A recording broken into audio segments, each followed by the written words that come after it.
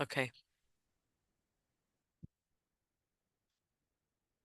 Kia ora, everybody from New Zealand. So last week, my apologies because I was flying down to Wellington for a whole series of events that I want to report to you today.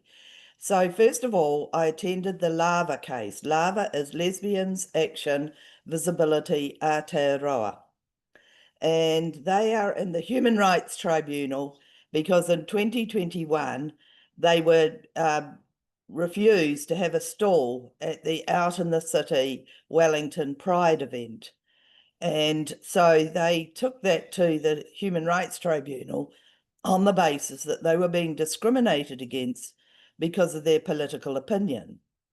What is clear in the case, which I attended over a period on and off for 3 days, is that the rationale is because they hold really hateful, horrible positions, such as trans women are men. In fact, the lawyer for Lava was pulled up several times for saying that and for misgendering. And so so the case is interesting, partly because of what's been happening apart from the evidence. So when you go into the tribunal room, the courtroom where it's being held, there's no rule, but the people supporting Wellington Pride go to one side and the people supporting the lava go to the other side to sit in the public gallery. And one of our people went and sat in an empty row on the, oh, sorry, it's a dog behind me, on the trans allies side. And so we were all pulled out of the court, and the lawyers had a discussion, and she was asked to leave because she was making them feel unsafe. She was just sitting there. But anyway, so that continued throughout the day. One of the people put a post up on Twitter reporting on what one of the witnesses, the witness for the National Council of Women, and she put a post up because of what she said. And I'm not able to tell you what she said because the tribunal put out an interim order that has no time frame on it, that we're not allowed to take notes or publish or report on any of the evidence that's taking place. In fact, at that point, we were almost all chucked out of the public gallery and told we couldn't go in, but they decided against that. So it's been interesting, and you mentioned the rugby because one of the expert witnesses is spoke about men and women's sports and claimed we were being not only bigoted but also racist in our position that men shouldn't play in women's sports.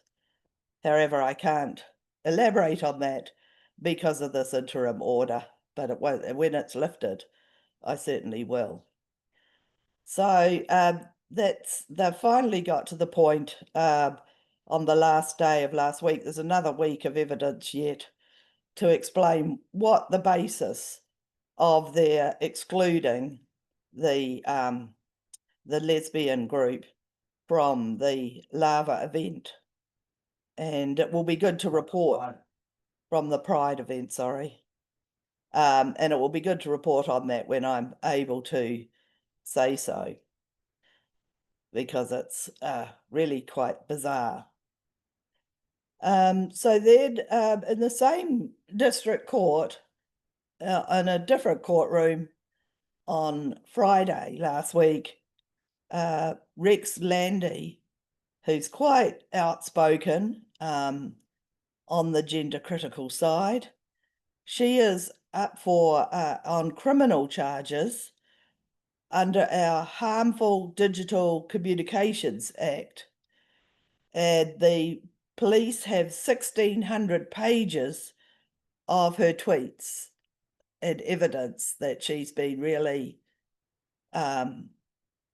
hurty in what she's tweeted about a guy called Caitlin Spice, who's a trans man who identifies as a woman.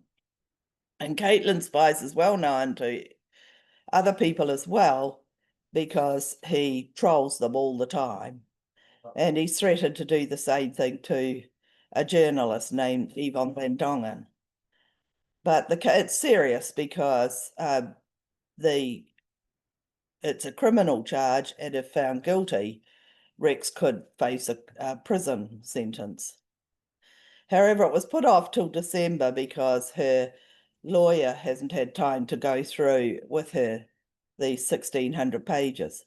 But what it turns out, which surprised me, is that there's been 700 cases in New Zealand under this harmful Digital Communications Act. And I'm very surprised that there's been no publicity around that. Now, they won't all be on this issue. There'll be race-related ones as well, I imagine. So then on Friday, we had applied, one of our members had applied to the Speaker of the House of Parliament to be able to fly the suffrage flag, because in 1893, women in New Zealand were the first self-governing country in the world to win the right to vote. And it was after years of petitioning and lobbying and action. And so Friday, September the 19th, is Suffrage Day, celebrating the day that that law was signed into effect by our Governor General. Anyway, we often have various variations of pride flags, including New Zealand has the not very honourable distinction of being the first parliament in the world to fly the intersex flag. Did you know there was an intersex flag? So there's all sorts of others that have been flown at Parliament, but the Speaker said, no, we cannot fly the women's suffrage flag on Suffrage Day. So we have been going every year for this is our 3rd year in a row, to Parliament, and we fly a suffrage flag on the steps of Parliament. And we also had a banner against the Law Commission report, which recommends putting gender identity into our Human Rights Act. So that was our action on Friday. So and then on Saturday, we had a Women's Day of Action across the country to protest. It wasn't organised by us, it was organised through the trade unions and some other organisations as well, to protest the pay equity legislation, which has really gutted our pay equity processes. So 33 pay equity claims that were in process at the time got extinguished overnight by Parliament, which sat in urgency. So we all marched on Saturday around the country wearing our T-shirts and carrying our banner. So that's been a very busy time for us. Next week, I'm flying to New York on my way to Felia in Brighton. And I've already selected my events that I'm going to attend, and it looks like I'm feeling a bit more positive about it, having selected the sessions that I'm going to attend. So yeah, so very interesting times here in New Zealand. Thank you.